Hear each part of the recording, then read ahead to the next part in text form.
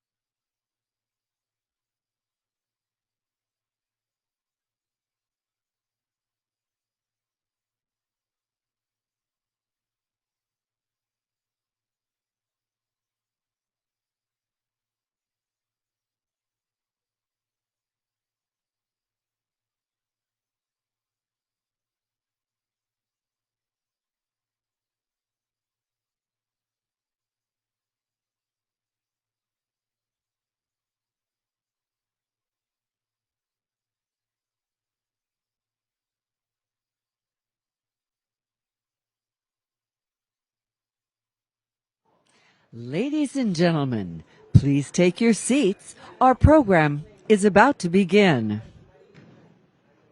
Before it does, please join me in thanking our convention sponsors. Hold your applause until the end. Our titanium sponsors, Jerry Marcel, New Majority of Los Angeles. Platinum sponsors, California Professional Firefighters, DataSys, San Manuel Band of Mission Indians. Gold sponsors, Agua Caliente Band of Kuya Indians, California Association of Realtors, Personal Insurance Federation of California, Phil Cothran, Visco Financial Services. Silver sponsors, Association of California State Supervisors, Linda and Rick Alvarez, Vera and John Peck. Bronze sponsor, RNC National Committee Woman Harmy Dillon. Iron sponsors, Americans for Prosperity, California State Retirees, FLS Connect, Greystone Public Affairs, Steve Brown Direct Mail, and finally, a big thank you to the members of our VIP convention experience. Ladies and gentlemen, please join me in welcoming our chairwoman, Jessica Milan Patterson.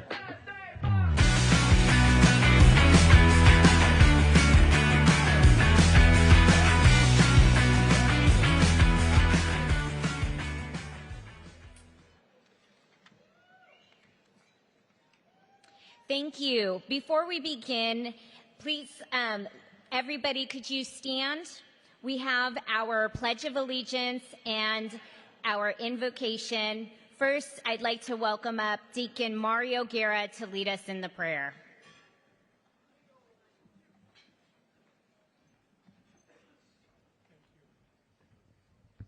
Good afternoon. I came to this great country as a refugee, as a little boy escaping communism.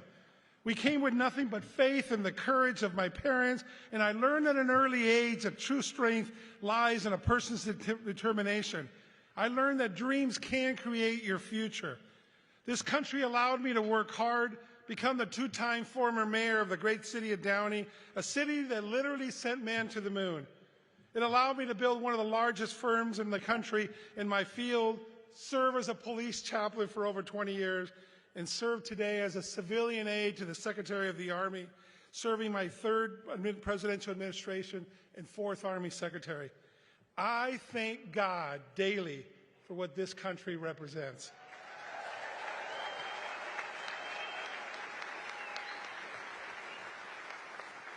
And I am grateful to be able to pray together with all of you. Let us pray.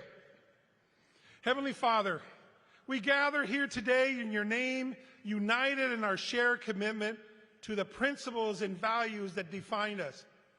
Today, as we honor our past with gratitude, we ask for your help to prepare our future. As we come together this weekend, let us invoke the spirit of unity and strength and purpose that has guided us through our history.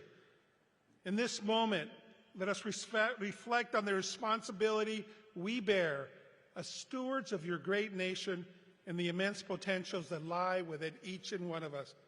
We thank you for the calling to be signs of love and peace in your world. Almighty God, we humbly come before you in gratitude for the blessings bestowed upon this country, and we acknowledge that it is by your divine providence that we stand here today, bound by a common vision of liberty, opportunity, and individual rights. We ask you, Heavenly Father, to guide our leaders from local governments to the highest offices in our land, to make decisions rooted in integrity and the pursuit of the common good. Grant them the courage to stand firm in the face of adversity, to champion the values that we have made our nation prosper, and to lead with humility and compassion. We ask you, Heavenly Father, to always protect those who protect us, our military, our police and our fire, and our first responders. And we ask for special blessings always for our veterans who have served our country. And as we leave this gathering, may we be inspired to carry the torch of liberty with unwavering dedication. Grant us the strength to overcome challenges, the resilience to learn from our setbacks, and the unwavering commitment to fight for the principles that define us. In your divine grace, we ask for your blessings upon all of us, upon our party leaders, and upon all those who work tirelessly to advance the cause of freedom. May our actions be guided by righteousness, and may our nation continue to shine as a beacon of hope and opportunity. As a country, may we look to our future, united in faith, confident in hope, and renewed in love. In your name we pray. Amen. Thank you. Thank you.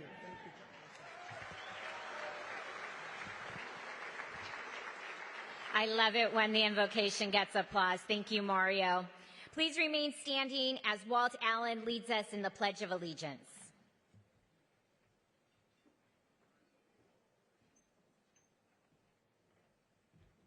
Would you help me honor our great country by joining me in our pledge?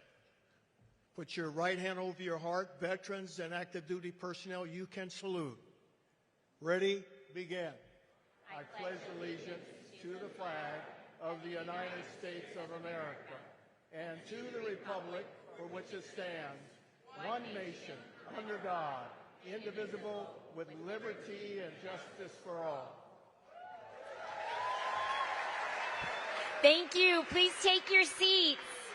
What a kickoff to the California Republican Party 2023 Fall Convention. The energy in this room is electric.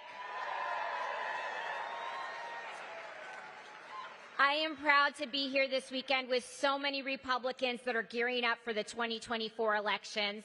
California Republicans are once again ready to fight against Democrat incompetence and elect candidates that offer common sense solutions to our state and our nation's challenges.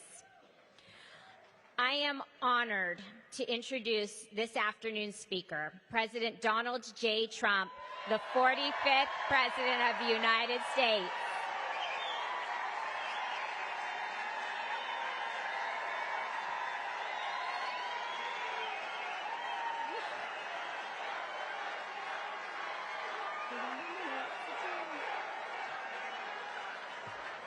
President Trump launched a historic political movement. He mobilized voters with massive rallies, reached America's hearts and minds with his vision, and took home states that no Republican presidential candidate have won in decades. Through his policies on trade, taxes, energy, regulation, and immigration, President Trump ushered in a period of unprecedented economic growth, job creation, soaring wages, and booming incomes. Under President Trump's leadership, the United States became the #1 producer of oil and natural gas on Earth.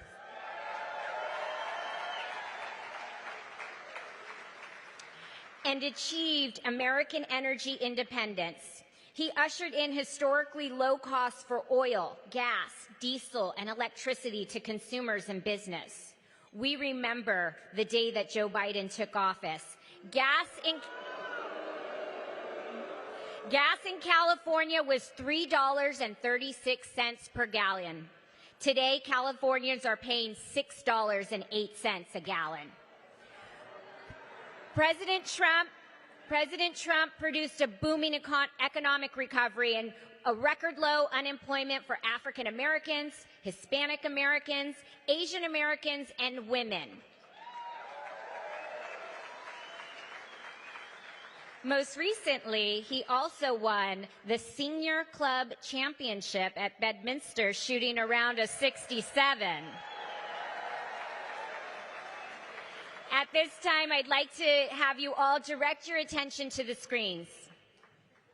This sounds like political presidential talk to me. And I know people have talked to you about whether or not you want to run. Would you ever? But, you know, I just probably wouldn't do it, Oprah. I probably wouldn't, but I do get tired of seeing what's happening with this country. And if it got so bad, I would never want to rule it out totally, because I really am tired of seeing what's happening with this country, how we're really making other people live like kings, and we're not. Inflation in the U.S. is now at 6.5% higher in December compared to a year ago. A state of emergency at the Texas border. We turn to the other news this Sunday night and to the somber homecoming for the 13 brave Americans killed in Thursday's attack at the Kabul airport. You're a golfer. Yeah. Why don't you just play golf? Why would you want to give up a great life and go back to that hellhole? Because I love the country. Donald Trump wins the presidency. Crews break ground on a new section of wall along the U.S.-Mexico border. We have seen month after month of solid job growth. And we are going to make our country great again. But you are going to be so proud of your country, because we're going to turn it around. I just told them I've got to come over and see the fake news. Let's go. We will bring back our job.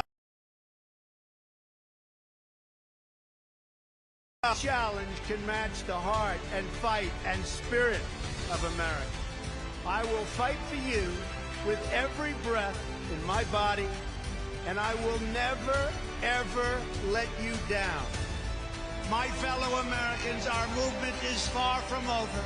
In fact, our fight has only just begun. Be advised, the president is en route.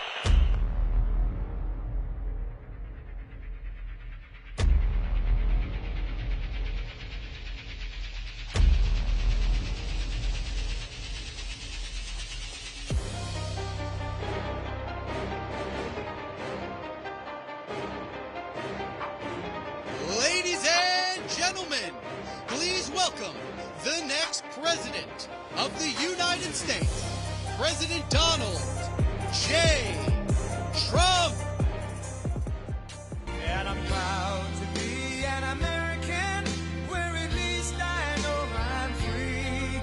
And I won't forget the men who died, who gave that right to me. And I gladly stand up next to you and defend her still today. 'Cause there ain't no doubt I love this land. God bless the USA.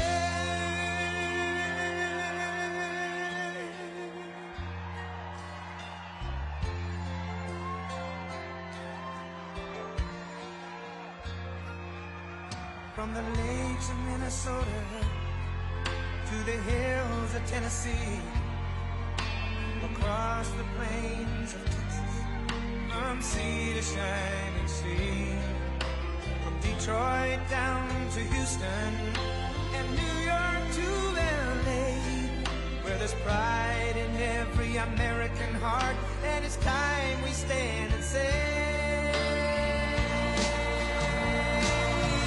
that I'm proud to be an American, where at least I know I'm free. And I won't forget the men who died, who gave that right to me. And I gladly stand up next to you and defend her still today. 'Cause there ain't no doubt I love this land. God bless the USA.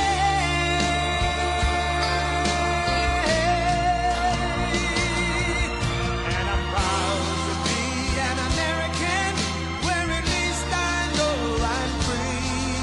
And I won't forget the men who died, who gave that right to me. And I gladly stand up next to you and defend her still today. 'Cause there ain't no doubt I love this land. God bless the USA.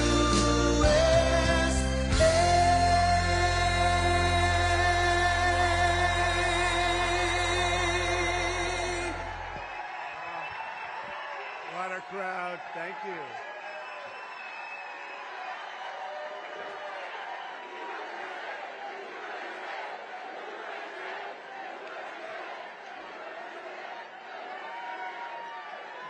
What a crowd. Thank you very much.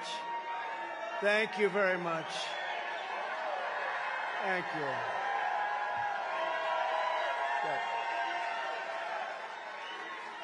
Thank you very much. And I'm thrilled to be in this beautiful place. Boy, are they messing up California, but we're thrilled to be here with the conservative patriots who are leading the charge to take back this state from the radical left lunatics. The first step to saving California begins Super Tuesday. You know Super Tuesday? March 5th, 2024, the same day that the radical left Democrats are taking me to trial. I wonder how that happened. I don't think it's going to happen either. It's disgraceful what they're doing. With your support in this election, we're going to win the California primary in a very big, beautiful, historic landslide.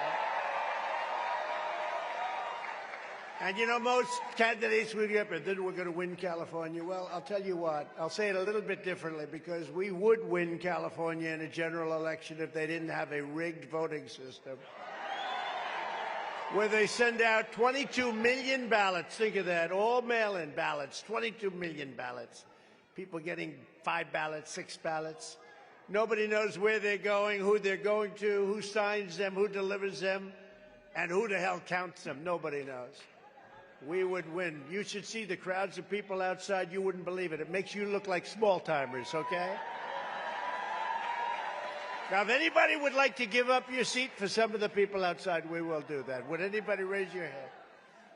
Other than that, it's a very well-run election system, other than those little things. It's a disaster. It's a rigged system, and it's a shame that it's been allowed to go on for so long. It's really sad.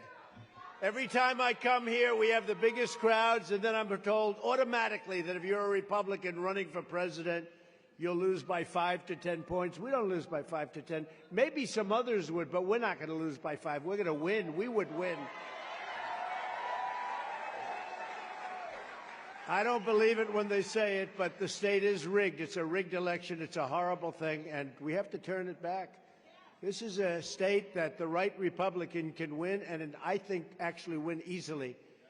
And all you have to do is go outside and look at what's going on in the streets outside, and it's with love, too, tremendous love. There's not a lot of people, there's no people that are negative, actually.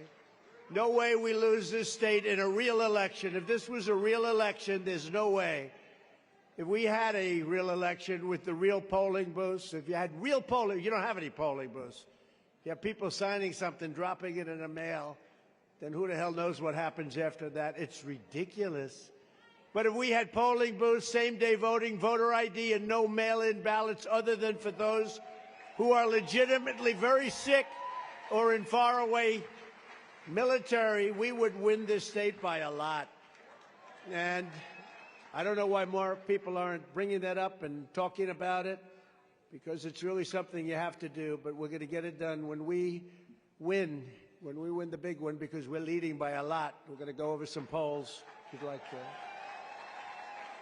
Don't forget, we're going over polls. I only talk about polls when I'm doing well. Remember that, please. But when we win, we're going to come in here and you're going to straighten out your election, because we need fair and free elections in this country, and California doesn't have it. We have open borders. We have rigged elections. That's not a bad thing for the enemy to watch, that I can tell you. And they talk about it all the time. I'll solve the border problems within 24 hours of taking office. We had the safest borders in the history of our country just 3 years ago. But the rigged election has to be solved by you, the people, and we're going to start working on it right now. But I want to put those thoughts in your head. We have to bring it back. We have to get rid of this mail-in ballot stuff. You know, Jimmy Carter, I know a lot of you think that he wasn't a great president, but actually, compared to Biden, he was one of the greatest presidents. The happiest person on earth right now is Jimmy Carter, because he said, darling, I'm no longer a bad president, because compared to this guy, when I'm president, that will be a primary focus, your election, and other things that we're going to talk about together having to do with California. Nonetheless, we're going to crush crooked Joe Biden next November. We're going to make California great again, and we're going to make America great again. We are going to make it great. I want to begin by thanking California Republican Party Chair Jessica Milan Patterson for the introduction, as well as doing a fantastic job as RNC National Committeeman and the chair of this whole group of incredible people. And your National Committee man is Sean Steele, and Committee woman is a friend of mine, a person that actually wins cases for us, Harmeet Dillon. Where is Harmeet? Where is Harmeet? She's around here someplace with her incredible husband. Her incredible husband. Will you stand up? I hear he likes me, Harmeet, more than you do, and I think... Thank you both very much for being here. Seriously, she's done a fantastic job, and we love her. Along with a tough cookie, I want to tell you he did such a great job in the administration. A friend of yours, a person that loves your state a lot, Rick Grinnell. Rick Grinnell.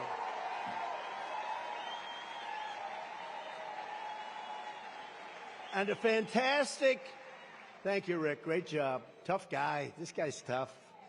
And a fantastic mayor. We just flew over Huntington Beach. We flew over Tony's beautiful place on earth, and he keeps it. You don't have problems over there, Tony. Where's Tony? Tony Strickland. You don't have the problems that other beaches have, do they? You don't have encampments sitting on the ocean. No, you've done a great job. We just flew over in the plane. They did a big thing, and I was talking to all the people, thousands and thousands of people. I'm speaking from my plane. I said, this is different, but it looked beautiful. You've done a fantastic job as mayor. Thank you very much, Tony. But Tony is showing how we can fight for voter integrity and cleaning up the homelessness and all of the other things that you have to do to make a place work. I mean, you have to do it. And I'm honored today. As you know, I was really honored to get his endorsement, because his endorsement was very meaningful to me. Thank you very much for that endorsement, Tony. We won't let you down. And I'm also honored to have the endorsement of former Lake Forest Mayor, somebody very, very respected, Scott Voigt. Where's Scott? Scott, thank you very much. Great honor, Scott. Thank you. You did a great job. For generations, California was known as the embodiment of the America West, American culture, and America's future, and our great American dream. You don't hear about the American dream anymore, do you? You used to hear the American dream. The American dream, there's no American dream with Biden, most corrupt president in our history. The Golden State gave us the gold rush, the Golden Gate Bridge, and the golden age of Hollywood. What glamour, what beautiful glamour. If they ever came back from the dead, they'd look and say, what the hell happened to our state? Can you imagine? That was a glamorous time. Now they would look and they would say, this can't be happening. It built Liberty ships, the Sunset Strip, Disneyland, and the internet and the iPhone. So many things came out of California. It was California that first elected public office Republican presidents. How about that? Richard Nixon and Ronald Reagan. Both. But while California was once a symbol of American success, today under the radical left fascists and Marxists that run your state, that's who's running your state. Bad people. It's becoming a symbol of our nation's decline. Gavin Newsom and the far-left communists in Sacramento. He did a great job as mayor of San Francisco, didn't he? But the far-left communists in Sacramento, San Francisco, and L.A., cities which are absolutely being destroyed rapidly on a daily basis, have given you sanctuary cities, wide-open borders, mass homeless encampments, out-of-control taxes, soaring income, inequality like nobody's ever seen before, Marxist district attorneys, woke tech tyrants, they are woke, rolling blackouts, child sexual mutilation, and roving bands of looters, criminals, and thugs But other than that, I think they're doing quite a good job. Those things are all true. What a mess. How the hell do people vote for these people? You, the courageous patriots of California, Republican Party, are now the last line of defense standing between this state and total anarchy. And I am here to tell you that help is on its way. Help is on its way. Can't go on like this. Can't go on like this. We can't go on like this. We won't have a country left. The mission to help you liberate California from communist rule begins at noon on Inauguration Day, 2025. 2025. We got to make. I'll tell you, the election of 24 is the single most important election in the history of our country. I used to say it about 16. It's the most important, and it was. But this is more important because we're going to lose our country. Our country's going to hell. Our country's being destroyed. Together we will take on the ultra-left-wing liars, losers, creeps, perverts, and freaks who are devouring the future of this state like a swarm of locusts. And we'll stand up to crazy Nancy Pelosi who ruined San Francisco. How's her husband doing, by the way? Anybody know?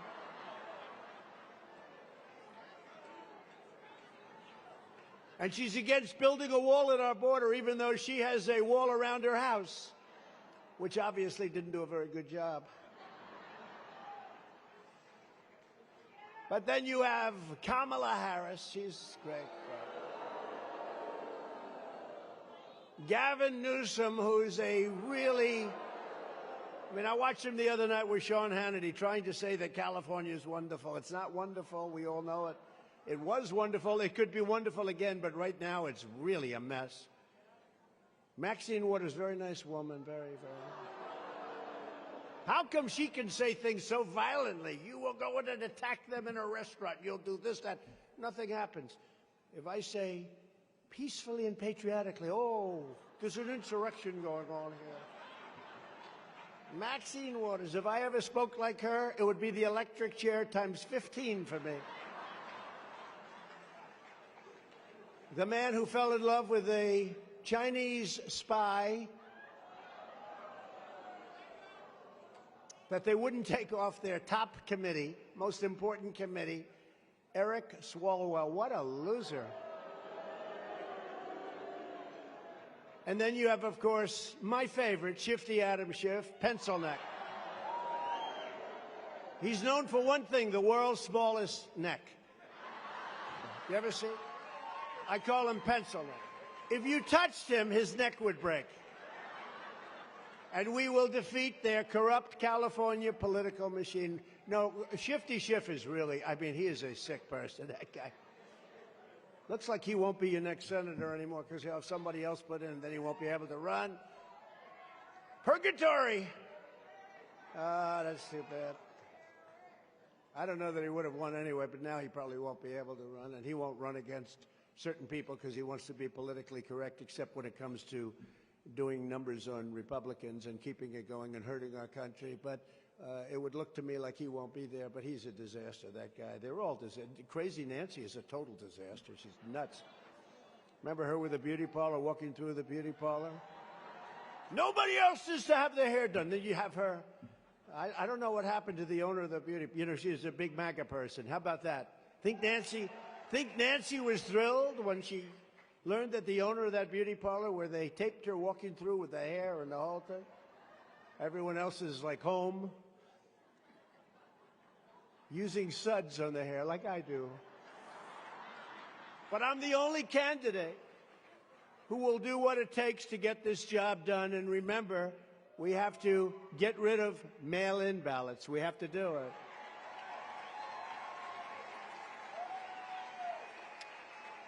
And I was going to tell you, though, before we got off on a tangent, and we talked about Jimmy in a different way, but Jimmy actually had a commission which was very important at the time. And his one basic finding, his most important, was don't use mail-in ballots. They can't work.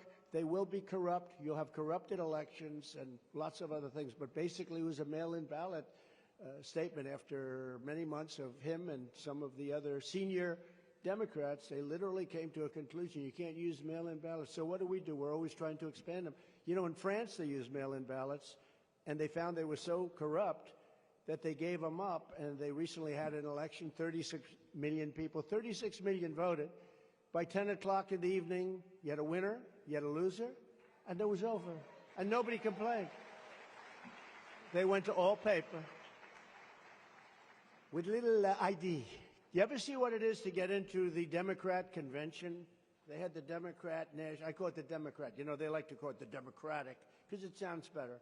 I hate, you know, for a speech, it sounds lousy to say Democrat, but that's what it is. It's called the Democrat National Committee.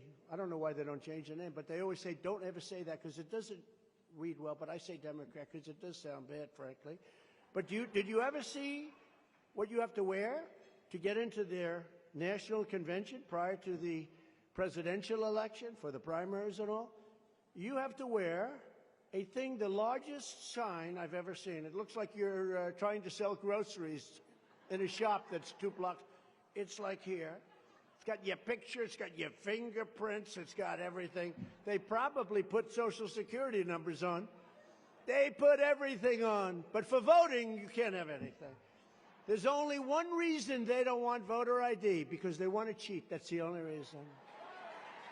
The only reason. No voter ID.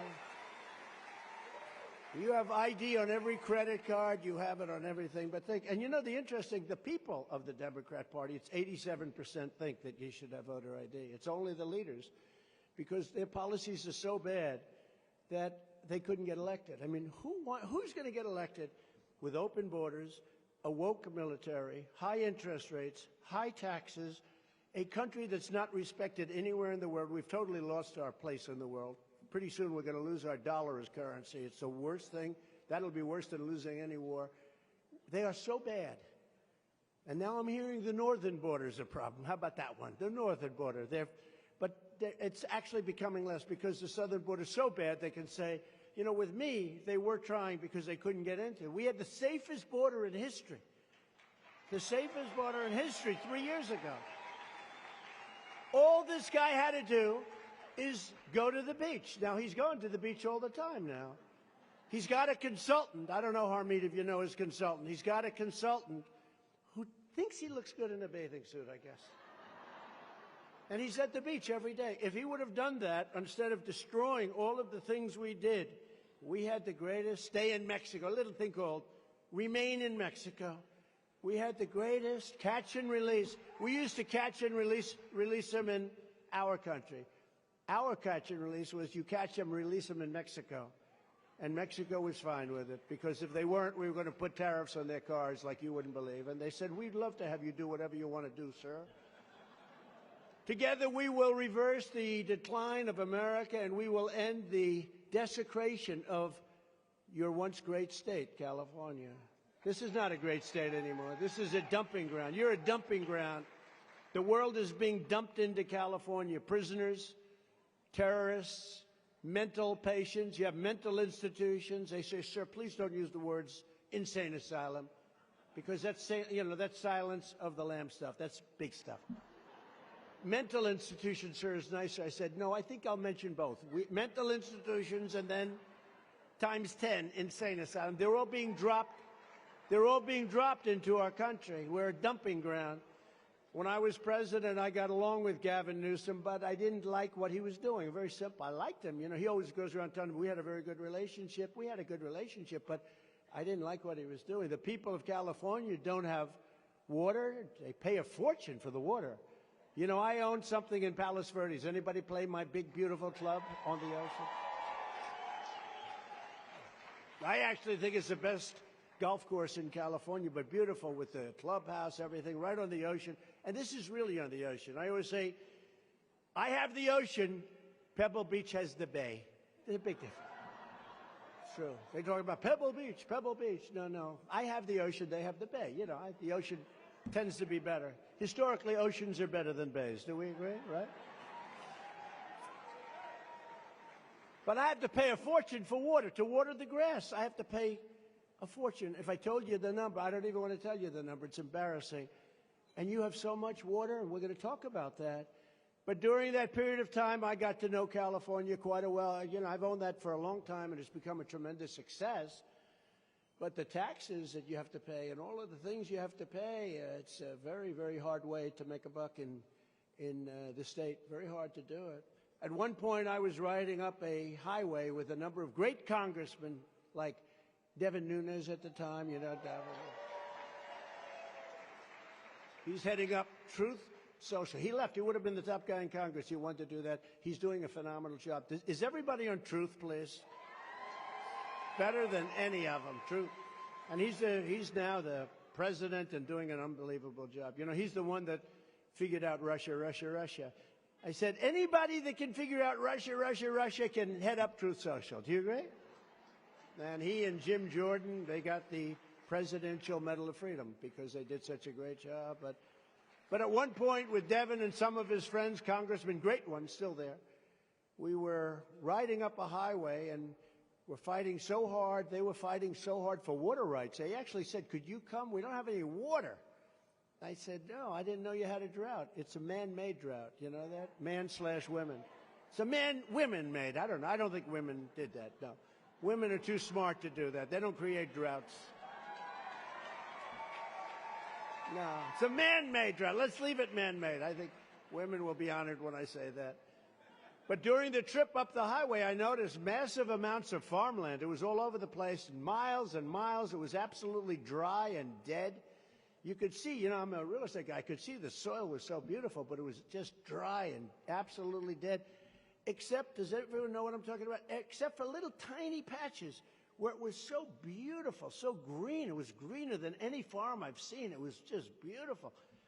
And I asked, what's going on here? Why is it that that land is so fertile, but right next to it for miles and miles, it's just empty, looks like a desert? And they said, because we're in a man-made drought. That's what they called it. We have a man-made drought. I said, what's a man-made drought? He said, we have tremendous amounts of money and other things coming at us to fight this, but it doesn't do any good because Newsom and any Democrat governor, they won't allow us to have water. You know, you have massive amounts of water coming down from up north. So I said, all right, I can understand about the water, but I don't understand why would they do that? Why are these patches so magnificently green? And it's a very small percentage of the land. They go, well, they allow us to water only these small areas, but most of the farmland they don't let us even touch. They won't let us touch it. If I could do it, it would be billions of billions if they changed this. And we worked on it, and I'll explain that. It would be billions and billions of extra dollars coming into the state and coming into our country. And we have the water. And I said, what about a desalinization plant? Well, people don't like them because, you know. I said, what about a nice, big, beautiful But they said, we don't really need it, sir. We have so much water, we wouldn't know what to do with it. I said, explain, please. You know, I'm looking at this dry stuff. I said, explain. So much water, but up north they have a valve. Do you ever see the valve? A massive valve, like your kitchen valve, but multiplied times 10,000. It's the size of this room. And all the water gets turned out and turned into the Pacific Ocean. Do you know that? You have so much water? So sad to see this. I mean, these people, it's so stupid. But they don't want the water to come down all the way to Los Angeles and the Central Valley where we're constantly forced to ration. You have droughts. We're rich people in Beverly Hills. We don't feel so sorry for them, but I do actually. You know, they pay millions of dollars in taxes. They're taking a shower. They're told to hurry up. You're only allowed a small amount of water when they take a shower. That's why rich people from Beverly Hills, generally speaking, don't smell so good, you know. Typically. You ever notice? They're not great. Their hygiene is not good, but it's forced to be that way. So when you meet somebody with a beautiful house in Beverly Hills, you know that person is sort of disgusting under there. But where you wash your hands and you're supposed to take no more than 30 seconds, they want a quick hands. And yet they're paying millions and millions of dollars in taxes. Millions of dollars, these people. And whether it's rich people or people that are just paying a small amount of that. You're allowed to have water, and you can have it for free, for free. You know, we have all those canals. They're dry as a bone. So now in Los Angeles, when you have a new home, you have faucets, washing machines, dishwashers, all of the things, but very little water is allowed to come out. Like, as an example, I stayed in one of those houses, and they had a shower head. And I want to really work hard on my hair, and I don't want to touch it. And I turned on the water. I thought the pipes were broken. They said, no. They call it a restrictor. They have restrictors in the thing, so no water comes out. So I'm standing outside, drip, drip. Can't wash the damn hair. The house, $35 million house, and you can't take a shower. Honestly, it's a bad way of life. I mean, it really is. It sort of hurts, and everybody. This goes for everybody. This is all because Gavin Newsom and the radical left Democrats, extremists, and the people that run this state in order to save an extremely unimportant, very little and non-productive fish, the Delta smelt. Did you ever hear of it? Little fish. Do they have a picture of it? There it is. That little sucker is causing you to not be able to clean yourself. The Delta smelt. Because of that Delta smelt, you don't have any water, you don't have farms, you don't have anything. You're all going bust. And, you know, they were talking last year they're going to have to put massive amounts of restrictions on your water use. It's ridiculous, and then you pay a fortune for it, too. You have so much water, you have no idea. Millions and millions of gallons is sent out, is just turned out. You got to see this thing. Big, massive pipe, massive. And they turn, it takes a day, it goes boom. At the end of a day, it's turned into the Pacific Ocean. In fact, we should get Harmeet to bring a lawsuit on that one. That's a good lawsuit, Harmeet. That's a good one, Harmeet. That's big stuff. She wants to do it. She'll do it free because she lives in this area, right? She wants. But when I was president, all of the work was completed in the federal government to make the big change in the quality of life for California. You could have so much water, you wouldn't know what the hell to do with it. And you had the water. And the papers were done. I got it done at the Commerce Department. Believe it or not, it was mostly a commerce. Nobody ever thought that could be done. And that was the hard part. The state part was easy. All you have to do is get a governor to sign. But we did all the work. We went to him, Gavin Newsom, and he wouldn't sign it because he wanted to keep the environmental lunatics happy. These are lunatics. And we had it out. You wouldn't believe, but I'll tell you what.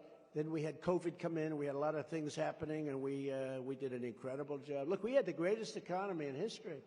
The greatest economy in history twice. We had it twice. But I had the federal government finish everything. All the paper was done. You were going to have so much water. You were going to say, please, please, Mr. President, don't give us any water. We're drowning in this water you're sending us. Coming from Canada, coming from up north when the snow melts, and we didn't know what the hell was going on. And you look at those, you know, we have all the infrastructure done. There are these big concrete bins where the water comes rushing down. They're also dry as hell now. They have weeds growing in them. And so it's all there. And the federal work was the hard part, and I got it done, but Gavin didn't want to do it. One of the first things I'm going to do when I get back into office for California is force Newsom to give you water. And by the way, the smelt is doing very badly. On top of everything else, I think it would do better if it had water, okay, to be honest. So much water that, you know, I mean, it's like just incredible, but the smelt is not doing well. But we're going to get the federal government to get everything done. We have it almost completed. It was totally completed, and I guarantee he will sign it very quickly if he's still the governor by that time. Who the hell knows? You had a recall. How did that work out? How did that work out? Well, one of the candidates running was doing well, and then they said, do you think the election was rigged and stolen?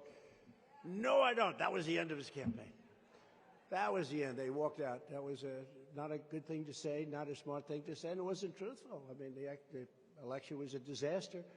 But you'll have so much water, and it'll be a great thing, and some of the most fertile, I will tell you, for the farmers in the room, I don't know if you know it or not, but I got $28 billion for the farmers, some of the people are farmers here. from China. Who the hell else is going to get money from China?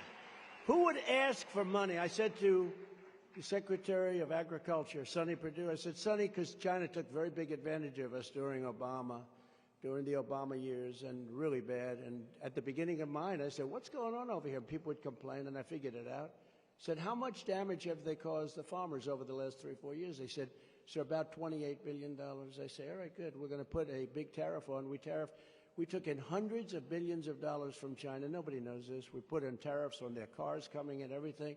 In fact, the 27.5% tariff on the cars, they haven't gotten rid of it because so much money, it's so big that they cannot justify getting rid of it. It's unbelievable. You wouldn't have any car plants if I didn't have that. China would have been sending their cars at levels that nobody's ever seen before. But they paid us billions and billions. I took in 28 billion and gave it to the farmers. That's why I was told by my great professional, Susie Wiles, I was told by my great professionals over there that they said, sir, please don't say that. It sounds too obnoxious. I said, I don't mind being obnoxious because I'd say,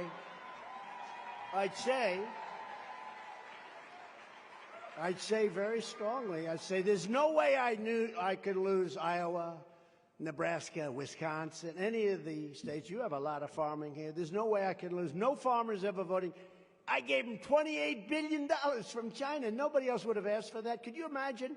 You go up to Biden. He's a corrupt person. You go up to Biden, you say, you know, I want you to ask China to pay $28 billion to our farmers. You know what he'd say? I can't do that. They paid me a fortune. I'm going to get myself in trouble.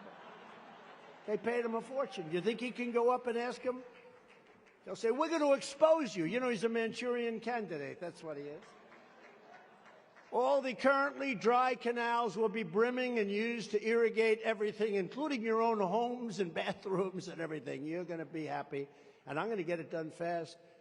They say that there's so much water up north that I want to have the overflow areas go into your forests and dampen your forests, because if you dampen your forests, you're not going to have these forest fires that are burning at levels that nobody's ever seen before. You have very poor land management. And remember when I said that a couple of years ago as president, I said, man, we're sending billions of dollars to California for forest fires. Their forests are burning down. And I was with a gentleman, a very top person in Austria. He said, sir, we have more flammable trees than you do on your coast. We don't have forest fires. We have land management. They take care of the land. They pick up the dead trees. You know, a tree doesn't burn very easily unless it's dead. Then it gets dry and it burns. The leaves on the ground, they're 5 feet thick over here. They clean the floor. And everybody said, oh, how ridiculous management of a forest. You know, they all said, like, what the hell? But they don't have forest fires in properly run locations. What we have is horrible.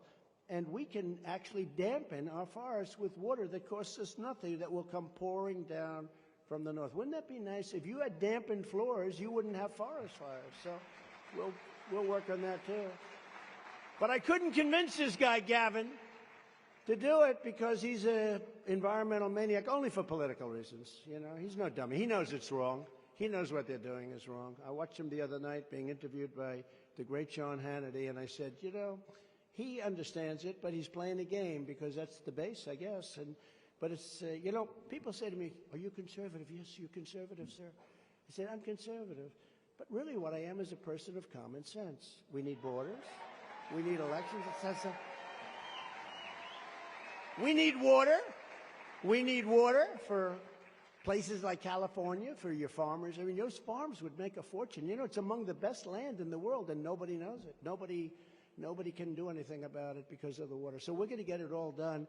And if they don't do it, it's very simple. We're just going to say, that's okay. You take care of your own forest fires and all the other things that are happening, billions and billions of dollars, and they'll sign whatever they want.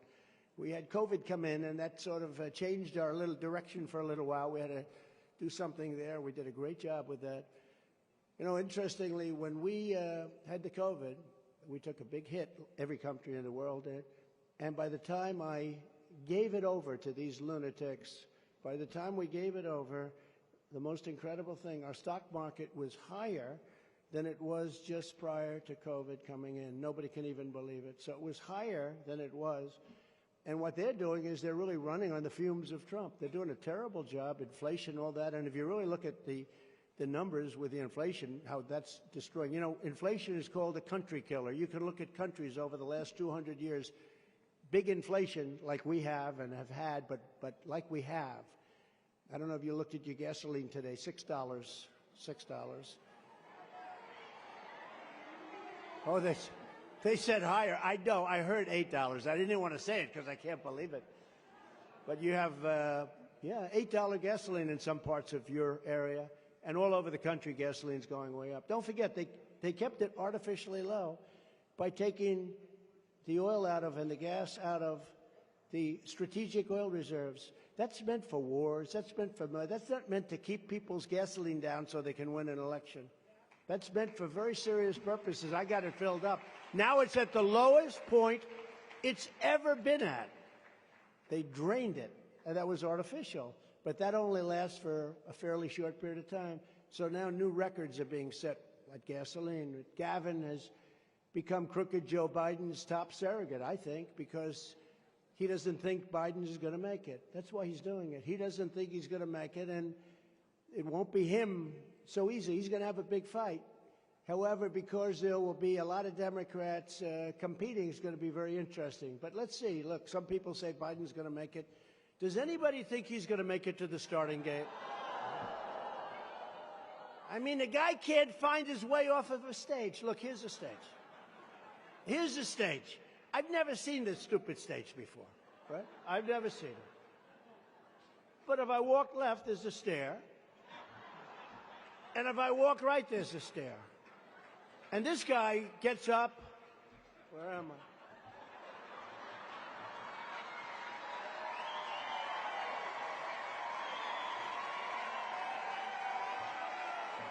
Where the hell am I? Where am I?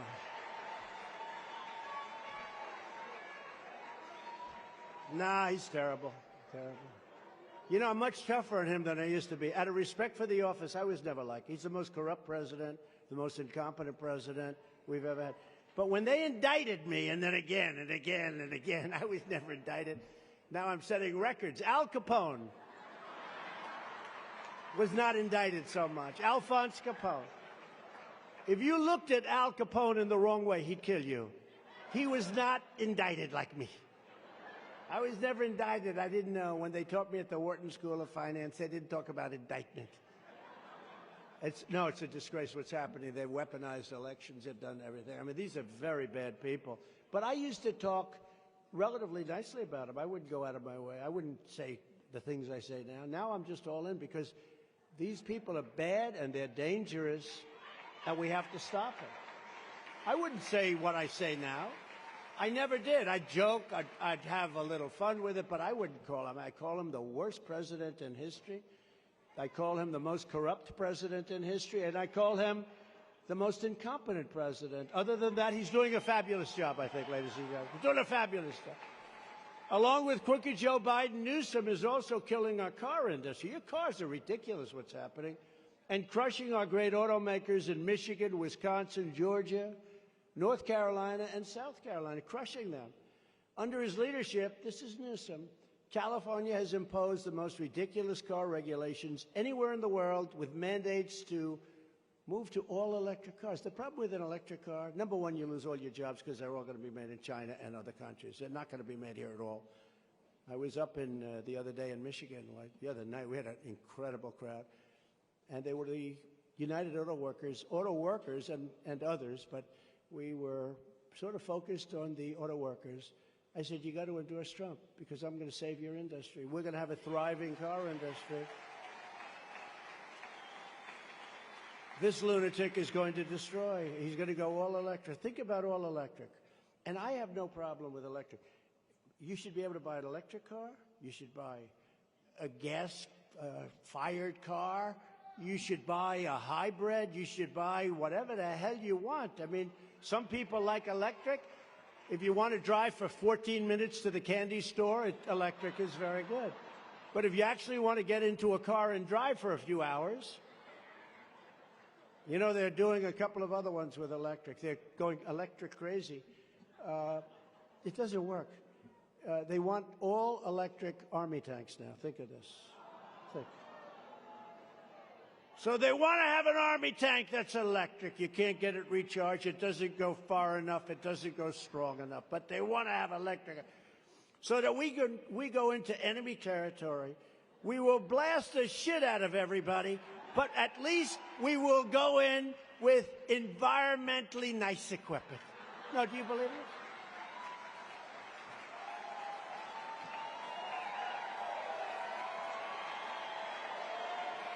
No, can you believe it? Then they want to have our jet fighters. Our jet fighters are the best way to go. They can make a turn on the size of a dime. Boom, boom. They want to use fuel that's a little bit better for the environment. So that as we're attacking some country, trying to devastate some country because they've been bad to us, we go in, we're dropping bombs all over the place, but at least we're not leaving any environmental footprint. These people are crazy. And the problem is, you know, I stopped it because they came to see me. Sir, we have a new fighter jet. We think it's environmentally friendly. I said, who cares if it's, you're dropping bombs all over the place. You're shooting everybody. No, it's true. You're shooting everybody. No, we think it's environmentally friendly. I said, what's the bad side? Well, there is one problem. It's about 15% less effective. That's a lot. You know what 15% is for a fighter jet? The difference between being shot down and shooting the other guy down. That's the difference. That's a big difference. And then another beauty, just while I'm on it, you don't mind if I go off script, do you? They like it though.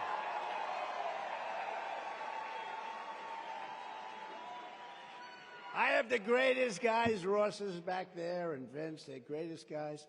But, you know, every once in a while you got to go off script. You just can't. You got to do it. But how about this one? The trucking industry, supply chain. We got enough problems. You never heard about supply chain during the Trump administrations after we left. They want trucks now to go all electric. And they give them a very short period of time. So all these big, beautiful companies, they have these massive Peterbilt and Trowers, they have these big, beautiful trucks that cost a fortune. They have a tank of diesel that goes 2,000 miles. Think of that. Up to 2,000. That's pretty much max. But 2,000 miles. An electric truck doesn't have the right torque or pull. We'll have to ask somebody. In other words, it's not as good. But it goes 300 miles. So they have to stop approximately 6.5 times every time. And by the way, it takes a long time to juice them up. And I don't even talk about the fact that, you know, you don't have charges, because if it was good, you could build them, right? But, you know, they're building charges all over the place. It's a disaster. You know, they say, you know, the greatest part about having an all-electric truck? The first 10 minutes after it's charged up, you're so happy. But after 10 minutes, now you're in a state of trauma because you're wondering, where the hell am I going to get a charge to get this truck? Very traumatic. It's a very traumatic experience. So you have a truck that goes 2,000 miles and those beautiful things. They got the bedrooms in there good enough for Trump to live. I'd live in one of those trucks. You ever see those big, beautiful rooms? They make them like suites now. These trucks are incredible. They're unbelievable, actually. They're incredible machines. One of the top guys in the industry said they'll all go bankrupt. The supply chain will die. And, you know, I shouldn't even say this. I should let it happen because it's good for the election. But I don't want our country to be hurt. They won't do anything, though. You know, like open borders. You'd think they'd close the borders. They're not doing it. You would think they would be closing the borders right now. They don't care. They actually want, I think they want to destroy our country. But with the trucks, you would think that they'd sit down for about 3 minutes with trucking companies, and after 3 minutes they'll say, sorry, we can't do that. I was with Great Boaters. They make a great, South Carolina the other day. Great company. They make boats. Now they're starting on, they want an all-electric boat. They don't want to use the mercury and the different, you know, the gasoline-powered engines. They want all-electric. So I said to the head of the companies like 50 years old, doing great, make hundreds and hundreds of boats, but now they're not selling well because the interest rates are too high. They're not selling the whole thing. They said, sir, I mean, I'm like an angel to them. I walk in because they had the best 4 years of their life. And he said, now it's all ending. But now they want to force them to go two things. 2 miles an hour. You know what that is? A slow golf cart goes 10 miles an hour. Up to 90 miles. Up to 90 miles, 2 miles an hour. I said, how far does the boat go? 60 miles. So in other words, beyond what the boat goes. They want them to go just very slowly. And they want to do, the new regulations are coming out, all electric boats. I said to the man, and this is a pro, if I could sit down with him in 5 minutes and know exactly what you have to do. I said, would it work? No, sir, because the entire boat would have to become a battery. The batteries take massive amounts, and it would be so heavy that it would sink. And then I asked him a question. He said, you must have a science background. I've never been asked. If you're in a boat and you're sitting on top of a battery and the boat starts to sink, do you get electrocuted? Let's say the boat is going down and you have a choice. You got a shark that's 10 yards away, or you can go down with the damn boat and get electrocuted. Honestly, you know what I take? I'm taking the boat every single time. I want the boat. But this is where we are. They want army tanks. These people are crazy. But the trucking industry is probably worse than the auto industry. I have a friend that bought a car, and he thought it was environmentally good. By the way, it's environmentally bad because the batteries are a disaster. You can't get rid of them, all those things. But I have a friend, he bought a car because he's a conservative guy, but he wanted to be, he believed all this nonsense that they're putting out. And he bought a car, and he always makes a trip from Kentucky, politician, he makes a trip from Kentucky to Washington, D.C. quite a bit. And he'd usually make it and, get out of the car, and he'd probably have gasoline left over. No big deal. Now he goes, and he's stopping all the time. Stop! Stop! The guy was a nervous wreck. Like, he got down there about 4 days later. The guy was a disaster. I said, are you okay? Yeah. I said, how's your environmental experience working? But, electric car's fine if you're going to go short distances. You're going to go, within a very short period of time and very short distance. But we have to make everything available. Hybrids are good. All gasoline is good. Don't forget, we have more gasoline than any country in the world, and we're sitting on top of it. And you see where the UAW is on strike. We were up with them, as I told you, and they're on strike, and they have a leader who hates Trump. He hates Trump. I said, listen, here's the story. I have an idea for the leader. He hates Trump because I'm a Republican, because they don't know. All they can do is see Democrat. The Democrats are going to destroy. You're not going to have any auto workers left, and it's going to be in 2 years. And I told them, you're negotiating these wonderful hourly wages, but it doesn't matter because in 2 years you're not going to have any jobs left. They lose $60,000 on every car they make, all electric, $60,000. So these companies are, for the most part, going to go bankrupt. But what's going to happen is they're going to close them up and have the cars made in China, where they can buy them much cheaper. You're not going to have any jobs left. So tell your union that if you're smart, they should endorse me immediately, and you're going to have a thriving life. And I believe the UAW workers will be on my side 95%. I really do. They're all screaming, we love Trump. You ought to see the crowd. We love Trump. But their union boss is a big Democrat. He likes Biden. What's to like? I said, what's to like? He has no idea who the hell you are. And if you ask him tomorrow, did you meet with the union yesterday? He's going to say, I have no idea. This guy. But you know what? His radical left Marxists that surround him in the office, they know who they are. You see, they know who they are because he's not running the country. The people that are running the country are the people that are in the White House, and they're vicious. They're vicious, and they're destroying our country. Under a Trump administration, gasoline-fired engines will be allowed, but child sexual mutilation will be banned. Is that okay? You okay with that?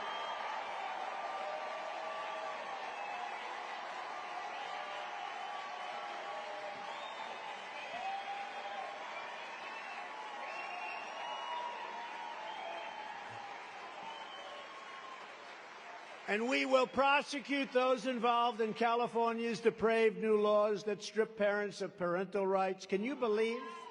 Can you believe? Who would have thought that 10 years ago, if somebody got up and said, we will stop child sexual mutilation, people would say, is this guy crazy? Who would have? We have to stop it. It's going on at a level nobody, without parental rights. Or who would say that we will give parental rights over your children back to parents? Who would think that you would have to say, or that men in women's sports will not be allowed? Who would think? Can you imagine this? You know, Brian Urlacher, the big football player, great football player from Chicago, he's a massive guy, big, strong guy. He was a great Hall of Famer and everything. He played for Chicago. And I was with him a couple of months ago, and we were standing at my golf club in Palos Verdes, Trump National, and he said, we were talking about things, and I looked at the size of this man, right? He's retired now, but had a Hall of Fame career, top of the line guy, great player, but big. And my manager came over, Lily, she's fantastic, but she's very small. She's the size of his leg, maybe. And I took a picture of Lily and Brian Urlacher, and I said, we will not allow men in women's sports. And you saw the other day they had a weightlifting deal going on, and there's one young woman, she was so proud, her parents were in the front row, she was going to break the record. They put a quarter of an ounce on each side of the thing, stood for 18 years. And she got up, and I don't want to imitate it, because, you know, my wife, the First Lady, hates when I do this. She said, it's not presidential. I said, yeah, but people like it. It's true. She hates it. Our great First Lady. She'll say, I love your speech today, because it's all over the place. Look at the fake news back there.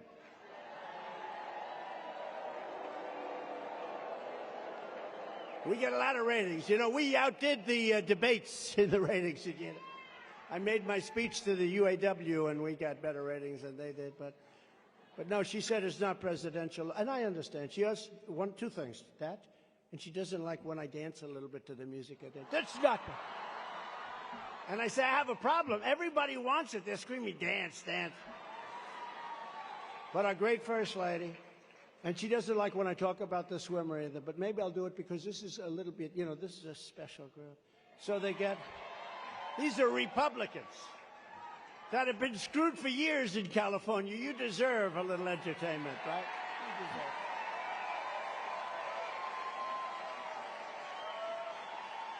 it. So they put the weights on the end, little tiny things like a little nothing. Quarter of an ounce. And she gets up, and her parents are so proud. 19 years.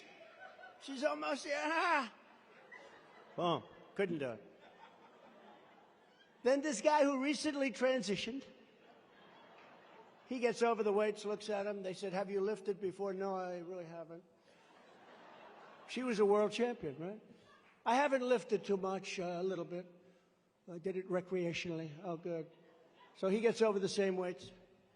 Bing, boom, boom, bing, bing, bing, bing, bing. He broke the record like by 180 pounds. And then they say, we will have men in women's sports. These people are crazy. You know, I'm not a big fan of LeBron James, but I said this. I would like to meet with LeBron, say, LeBron, I've decided I'm going to get out of the presidential business, get out of the real estate business. I'm going to become a basketball coach of women. And I'm going to get him and 4 or 5 other guys to transition. And we are going to have the greatest basketball team in history. We will be undefeated forever. We will make the legendary John Wooden into just a little asterisk. No, it's just crazy. The swimmer, remember, championship swimmer? She wanted to break the record. She was going to do it. She looks left. And these are people, they've been, you know, athletes, they've been sort of at a top level. They're sort of competing with the same guys. One of the PGA Tour guys said, yeah, I played with him when he was 6. I played with him when he was 10, 12. You know, they're just a certain elite group of people. And played with him all my life, and now they're on the senior tour. They're still playing against each other. Same thing with other sports. And she looks left and she sees all of these young ladies that she's been swimming against for years. She looks right and she sees it, but then she looks over here and there's this huge guy with a wings, I say with a wingspan somewhat larger than Wilt the Stilt Chamberlain. Do you know Wilt? The biggest wingspan anybody's ever seen, 7'2". But she sees this guy and she says, oh, wow. And I tell the story. It's a very sad story. She was seriously injured. You heard about this, right? You know what happened to her? She got injured with windburn because this guy went by her so fast that the wind gave her horrible, horrible burns. They took her to the hospital, but she'll make it. She'll be okay. So much for the record. He finished the race, then he went to lunch, and as the other girl swam in, he was going to lunch. He said, let me go to lunch while I'm waiting for them to come in. Now, how ridiculous. And you know what? It's very demeaning to women. It really is. It's ridiculous. It's very demeaning. The state of California has no right to take children away from their parents and sterilize them. They take them away, sterilize them. Can you believe this? I will stop it immediately. All of that crazy stuff will be stopped. I will protect your youth. I will protect parents and their rights, and we will have them make decisions for their children. They are going to be making the decision.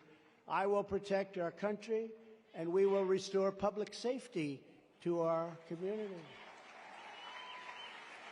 Under the radical left, Democrats, your once beautiful cities have been overtaken by millions and millions of illegal aliens, psychotic drug addicts, bedlam, squalor. Nobody's ever seen anything like it. Nearly half of the stores in downtown San Francisco have shut down, and the rest are going to be shutting down. Targets, Walgreens, all of them, they're closing up because your DAs, they're Marxists, and they only go after Republicans. But your Marxist DAs, they've given hoodlums the green light to pillage and plunder your stores, to do whatever they want. In swanky Beverly Hills, armed bandits stalk their victims' home to rob them at gunpoint in their garage or their living room. They wait till the garage opens, and then they go in and they rob the hell out of them. And they take the trunk of their car and they break it open. People leave the doors and trunks of their luxury cars in Beverly Hills. They leave them hanging wide open so that people don't destroy their car trying to break through and smash through the windows and the doors while rummaging through to steal the tires and other valuables. They leave their trunks open because if they don't, they take a crowbar and they get it open. So they say, look, if you want to take my tire, it's okay. Can you believe that and this is happening a lot, can you believe that this is where our country has come? Under the Trump administration, we will bring back law and order to California.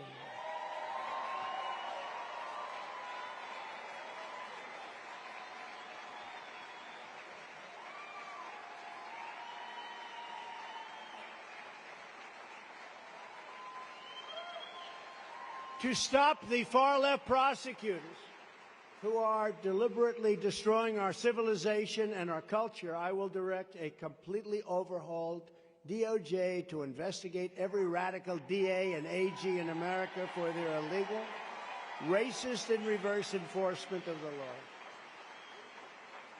And we will start with the Marxist monsters unleashing mayhem on Los Angeles and San Francisco.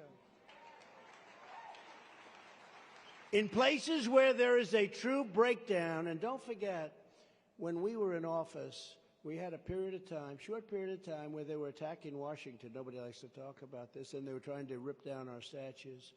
And I saw what was happening. It was really weird. They wanted to rip down statues of Abraham Lincoln, George Washington. They didn't really care. They just wanted to destroy our culture. And I very quickly took an old law that I saw, and I reinstituted it, and it basically said that if you rip down anybody even attempting to rip down a statue of anybody in Washington, D.C., gets 10 years in jail. You don't get 10 years, but you're off 9.5 for good behavior. You get 10 years in jail. There's no anything. And amazingly, everything stopped. Everything stopped. But in places where there is a true breakdown in the rule of law, such as Oakland, oh, Oakland is so bad. I will use every power at my disposal But it's not Oakland. It's in Los Angeles. It's all over. I mean, it's terrible. It's in places that you wouldn't even believe. But I will use everything I can, every single power at my disposal, including sending as many federal law enforcement assets as required to restore safety and peace. And we will immediately stop. And some people are going to say, oh, this is terrible. I can't believe it. You know, these people are killing people when they go into the stores. You'll have 300 young people who are not looking for a good future walk into a store, big department store, and just pillage it. And if you happen to be there when they're there, they'll knock the hell out of you and kill you in some cases. And we will immediately stop all of the pillaging and theft. Very simply, if you rob a store, you can fully expect to be shot as you are leaving that store. Shot.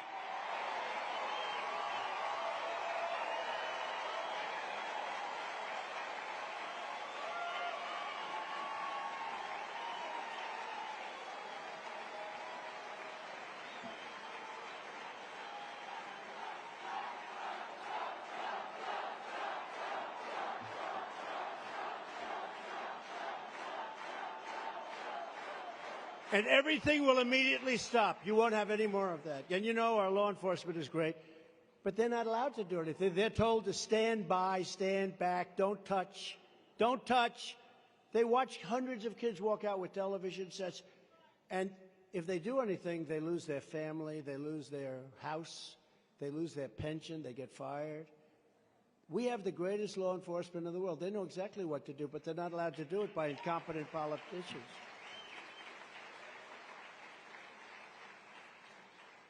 The word that they shoot you will get out within minutes, and our nation in one day will be an entirely different place. So,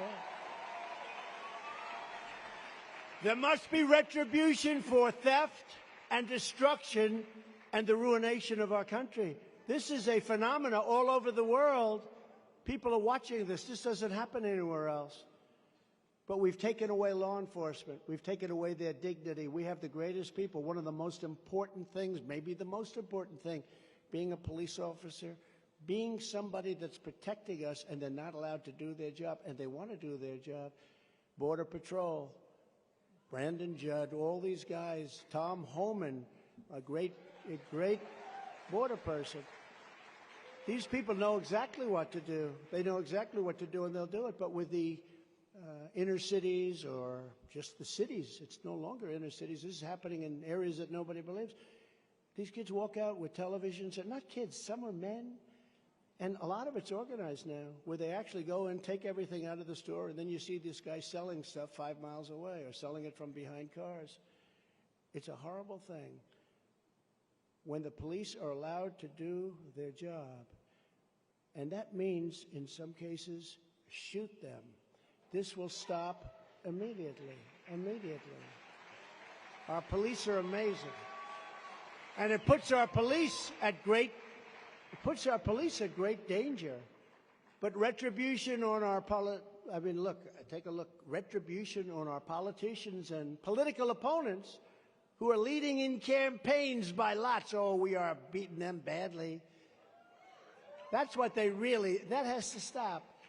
What they've done is they've gone after opponents, so that if you become president or some other job, but if you become president and you don't like somebody, or if somebody's beating you by 10, 15, or 20 points like we're doing with crooked Joe Biden, let's indict the motherfucker. Let's indict him.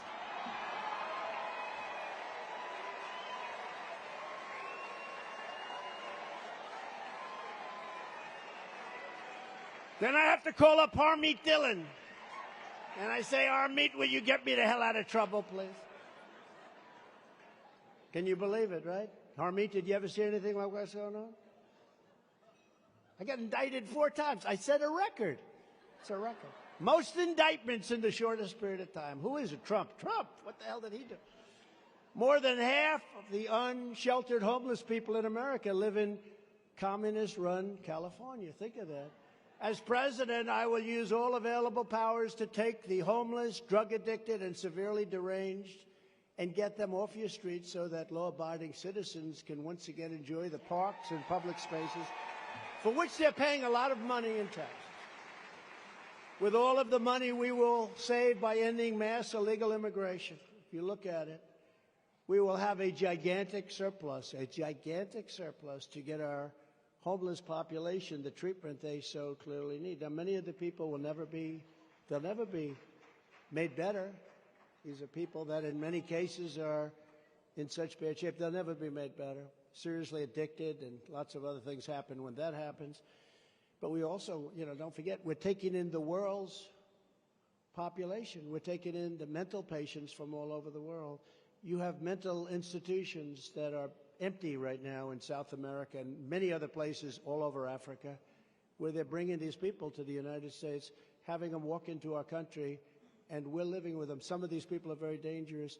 It's also, you're taking prisoners, many prisoners. If you look at the prison population in South America and all over the world, including Africa, Europe, all over the world, the prison populations almost in some cases doesn't even exist. They've taken all of it, and they're dumping it. We're like a dumping ground. They've dumped it into the United States. These are the idiots that are running our country.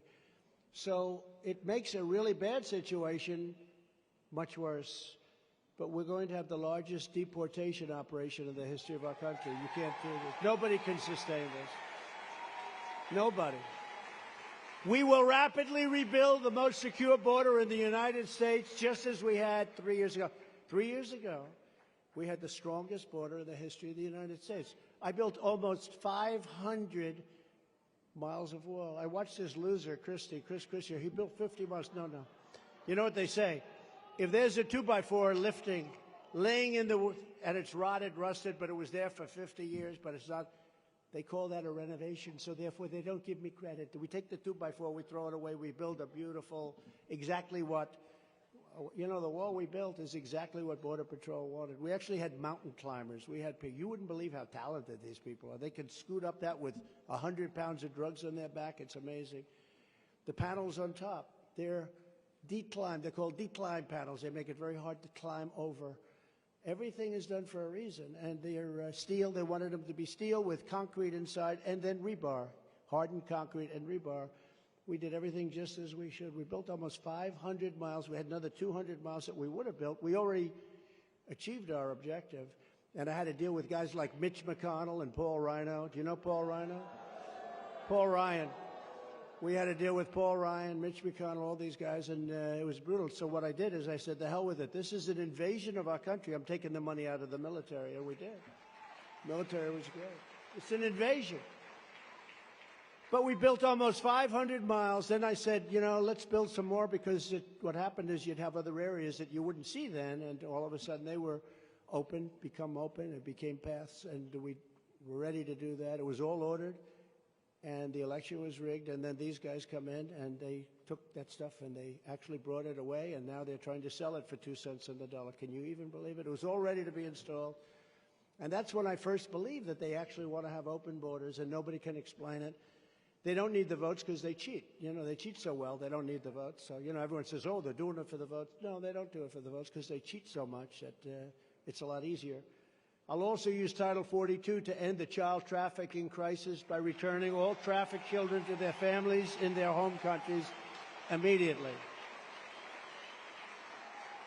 An estimated 22% of students in LA public schools are from a household headed by an illegal alien. Can you believe it? In your community. Not only is this deeply unfair to American children whose classroom resources are being crucially drained and just horrible. Really, it's a cruel thing that's happening. They're being depleted.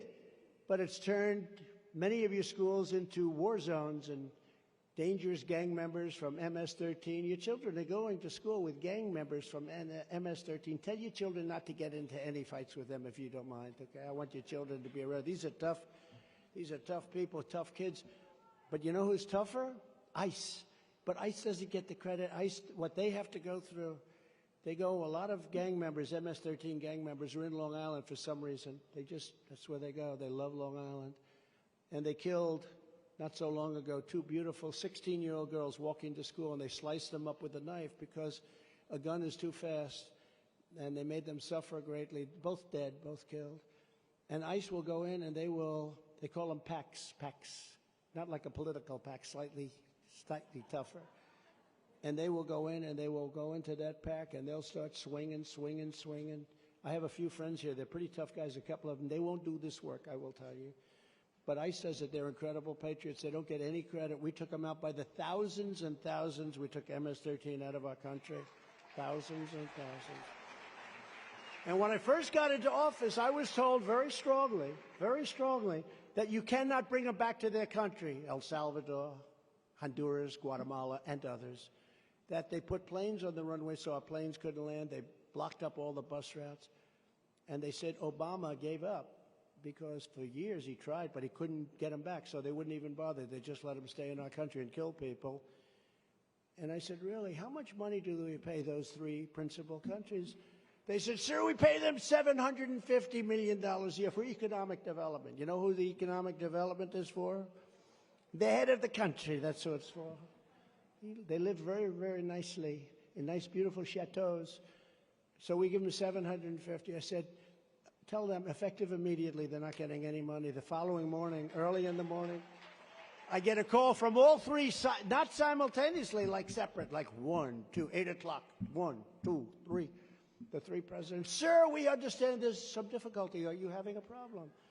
Yeah, you're not taking your people that you're sending us. You know, they send them to us. They don't send the good. They send the ones that they don't want, like MS-13, which is the toughest gang in the world. And typically speaking, when somebody comes and they have tattoos all over their face, I'm not discriminating at all, but typically it's not a positive thing, okay? And I said, you're sending us your people, and you're sending us gang members and killers and murderers and people from jail, and we're bringing them back. You won't take them. You won't even let our planes land.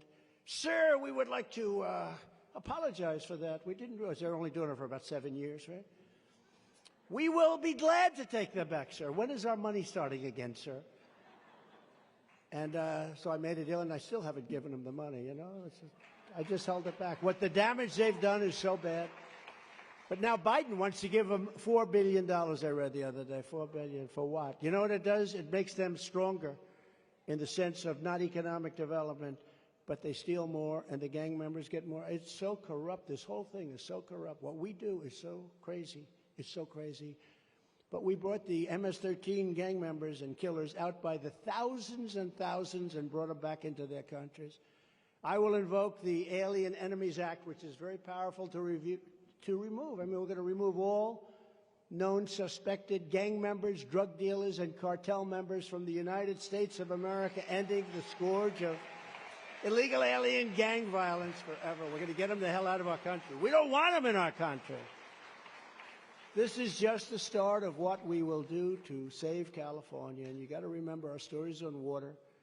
It's no wonder the far-left lunatics are getting desperate to stop our movement by any means necessary. Okay, so we have MAGA. Now, if you ask Biden, you know, did you see him the other night? He's saying, we must stop radical MAGA. You know what MAGA is? Make America Great Again, right? We must stop Make America Great Again. You know, you have to be sort of, what a stupid thing to say. But think of it. This is the greatest movement in the history of our country. You know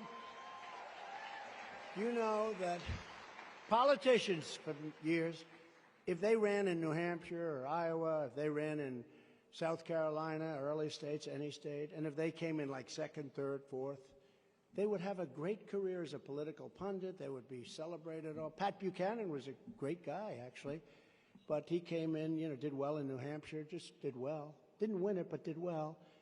And for many, many years, he was a very respected voice on television, on shows, many people like that.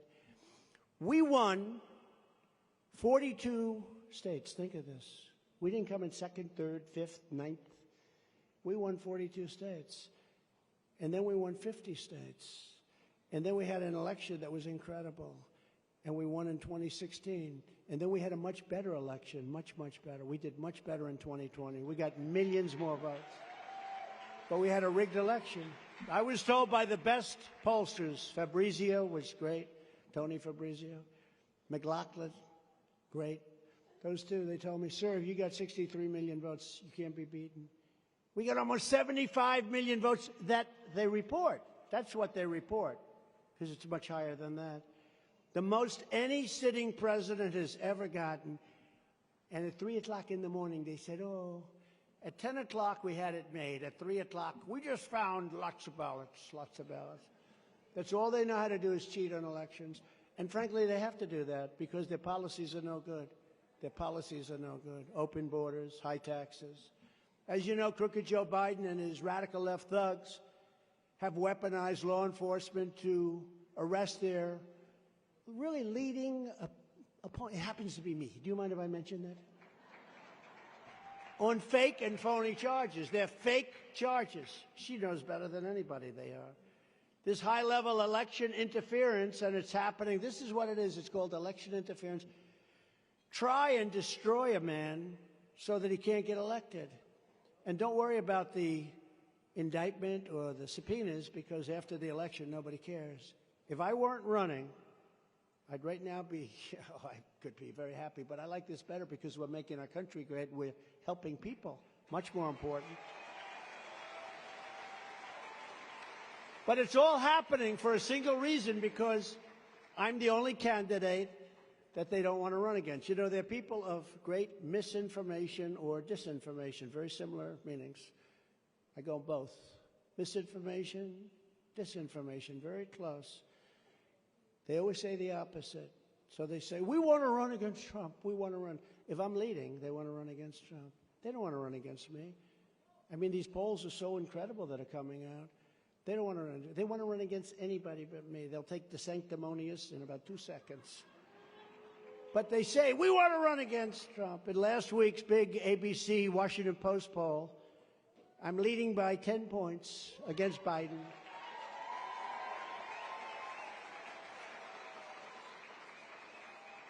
And in another one, I'm leading by 12. Another one, I'm leading by 7. They're not happy. They're not happy. And look, how could they be happy? Who would vote for this person? Who would vote for this person? Our country is being destroyed. And, you know, I don't know. Maybe people feel sorry for him. That's the only way he can win, is if you feel sorry. But don't feel sorry for him, because he's not a nice person. And he never was a nice person. And he goes after political opponents and things in a way that nobody ever has done other than in banana republics or third world countries. That's what they do. That's exactly what they do. And in the brand new, thank you, in the brand new New York Post poll just came out an hour ago, I'm beating Biden by 11 points when asked who you think will win. And just a few minutes before I came up on stage, the morning console poll, that's a very big one. That's a very respected poll.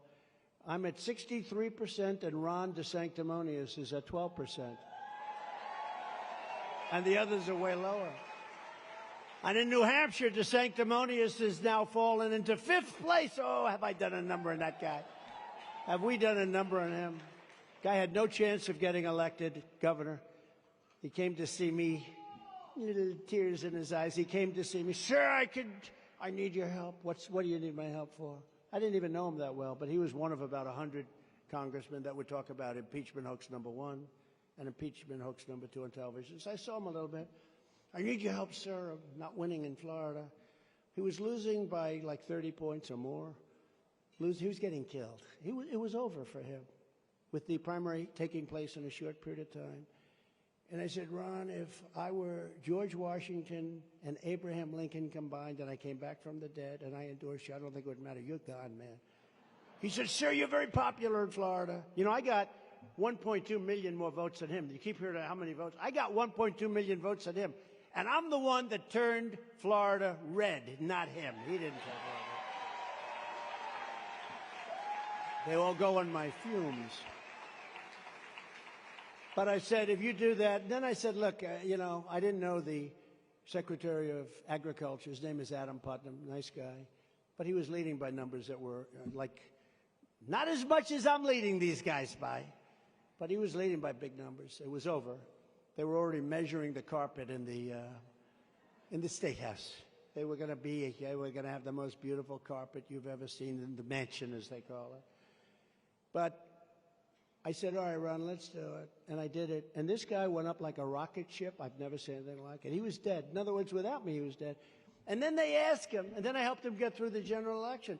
By the way, he was running against a very hot guy. He turned out to be a crackhead, but these are minor problems. But he was the hottest. Him and Stacey Abrams were the two hottest female male politicians in the country, Democrats. And he said, I won't be able to beat him. I gave him 3 giant Trump rallies. I said, you're going to win, Ron. I don't think so, sir. And he won, okay?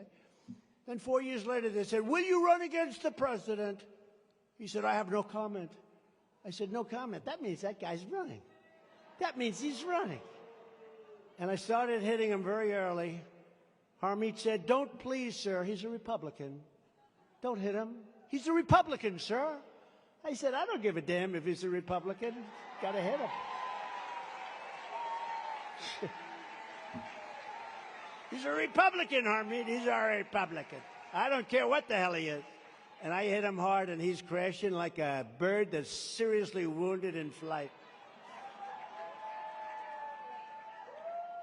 And here in California, we're leading by a gigantic margin with Trump at 48 and DeSantis, who's now at a number that's so low they don't even know what that. I think they've given up on him. But we're leading by close to 50 points, 5-0. And for NFL fans, do you have any NFL football fans here? We will not play prevent defense. You know what prevent defense is? You hold them scoreless for almost 4 quarters, then you just have to do once more, and they go to prevent. And prevent, right? All the football fans are nodding. There's only about 2% of you in this room. Prevent is something that's supposed to work, but it doesn't. It means you get soft. We don't get soft. We're also doing historic margins with the unbelievably great Hispanic American community. They love us, and I love them. In 2020, we did better than any president in more than 50 years, and we're going to win record numbers of Hispanic American votes next November. And the African American male has been unbelievable. Females have got to come along a little bit. Got to come along. But we're doing great. We're doing great. The radical left, that's right. And people from Vietnam love Trump. Where are the Vietnam? Oh, they are great. So many great. They are so great. They come all dressed up in those beautiful outfits. We love you. Thank you very much. I appreciate it. The radical left Democrats rigged the presidential election of 2020, and we're not going to let them rig the presidential election of 2024. Do you hear that? That's you. Every time the radical Democrats, Marxists, communists, fascists indict me, I consider it a great badge of honor. Because I'm being indicted for you. Thanks a lot. I appreciate it. How about I go home to our elegant First Lady that people really love? I go home, darling, tonight about 6 o'clock, I think I'm being indicted again. Oh. The good news is she's now taking it a little bit lighter, you know, like, oh, again? How many times can you do it? I heard they were going to do it 2 more times, and they said, don't do it. To their people, to their maniacs. Never forget, our enemies want to stop us because we are the only ones that can stop them. The only ones. And we're going to get your situation taken care of in California for the vote. They want to take my freedom because I will never let them take away your freedom. They want to silence me because I will never let them silence you. And in the end, they're not after me, they're after you. I just happen to be, unfortunately for me, standing in the way. Here is just some of the agenda in closing that we will immediately implement when we become, it's all of us, we're all going to become, that's what it is. So this is a group effort. It really is. When we become the 47th President of the United States of America,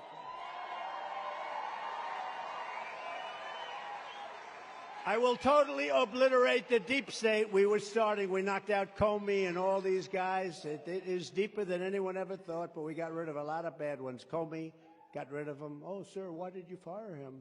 They found out. Before I even arrive at the Oval Office, shortly after I win the presidency, I will have the horrible war between Russia and Ukraine settled. It'll get settled very fast. You want to have people not be killed. They're killing hundreds of thousands of people.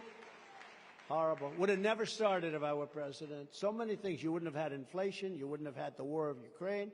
China wouldn't be talking about Taiwan. And you wouldn't have had the most embarrassing day in the history of our country, that horrible situation that took place in Afghanistan. You wouldn't have had that. I think it was the lowest point. I think I'd actually convinced Putin to go in. He looked at that. He said, anybody that incompetent, I should do whatever the hell I want. And I'm the only candidate who can make this promise to you. I will prevent World War III. And we're much closer than anyone else. We're much closer. And this would be a war like no other, because the level of power from weaponry, from all of the weapons, the new weapons and the nuclear weapons, has never been anything like it. This would not be 2 army tanks running around shooting each other. This is a level of power that nobody's ever seen before. This is obliteration. And I will have it stopped. I will have it stopped. To stop Biden's inflation catastrophe, bring down the cost of energy for Californians, to become energy independent again and even energy dominant. We were ready to become energy dominant. We were totally independent. As we were just 3 years ago. Think of it, 3 years ago we were energy independent. Oil was at $1.87 a gallon. Can you believe it? We will drill, baby, drill. Going to bring down inflation. Way, way down. That'll knock out inflation, a lot of it. Then we're going to get your interest rates down so you can actually go out and buy a house if you want it. Right now, nobody's buying houses because they can't get any money from the banks, right? On day one, I will sign a new executive order to cut federal funding for any school pushing critical race theory, transgender insanity, and other inappropriate racial, sexual, or political content on our children. And here in California, they're wiping away the names of Abraham Lincoln, Thomas Jefferson, and George Washington off your schools. Under my leadership, we will once again teach our children to love America, and we will have great schools that lead to great jobs so that our children can have incredible, beautiful lives. I will not give 1 penny to any school that has a vaccine mandate or mask mandate.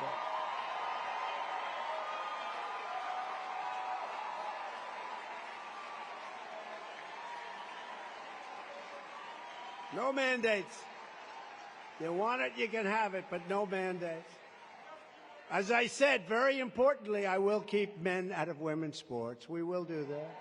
And we will gain total independence from China, and I will hold the Chinese Communist Party accountable for unleashing the China virus upon the world. Something will happen with that. We will make the Silicon Valley tech tyrants answer for their illegal censorship, and we will restore free speech in America. What they did during the election was horrible. FBI and Twitter, they call it Twitter files. The 51 intelligence agents that all said the laptop from hell was from Russia. It wasn't from Russia. You know where it was from? It was from Hunter. Just as I did for 4 years, I will fully uphold your Second Amendment. Nothing happened with it. That wasn't easy. And I will secure our elections with special emphasis and force placed on California so that we can go all paper ballots, voter ID, same-day election, and you actually have to go to a booth.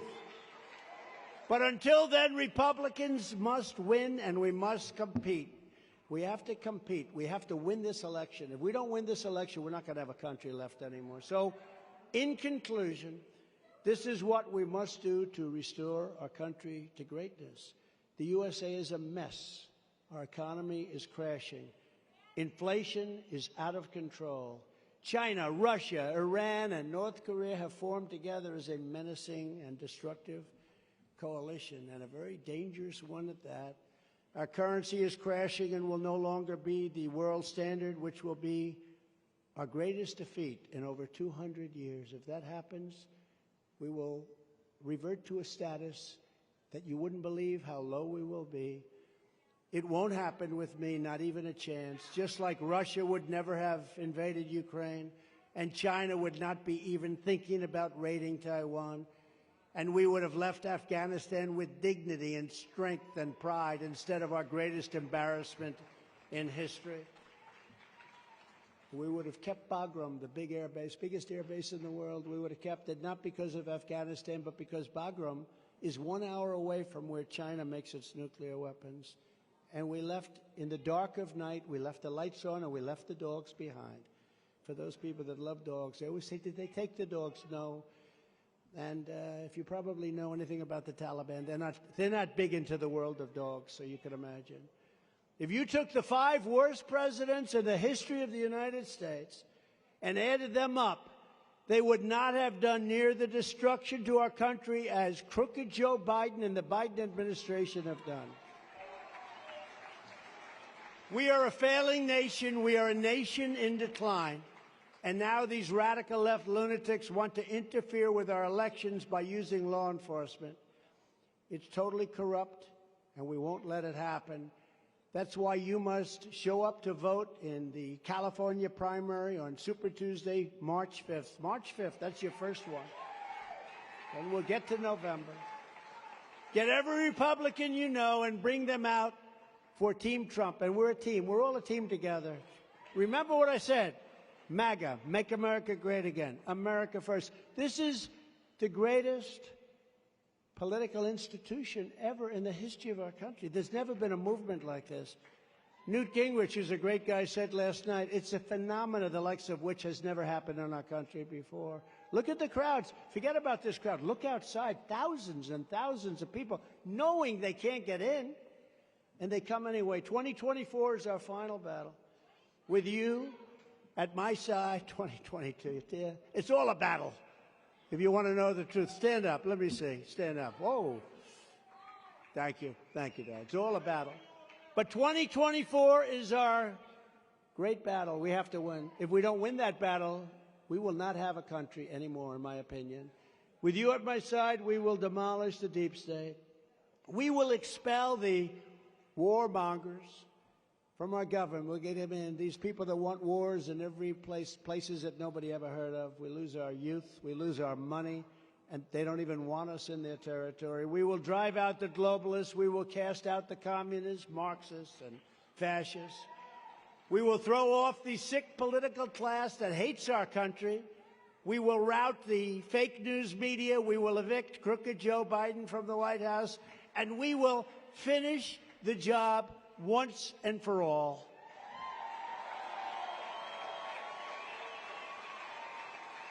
And I make this promise to you, the great people of California. We are going to save your state. The great silent majority is rising like never before.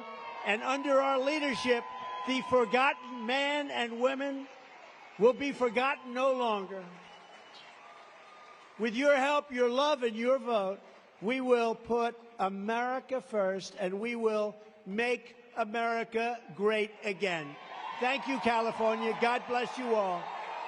God bless America. Thank you. Thank you.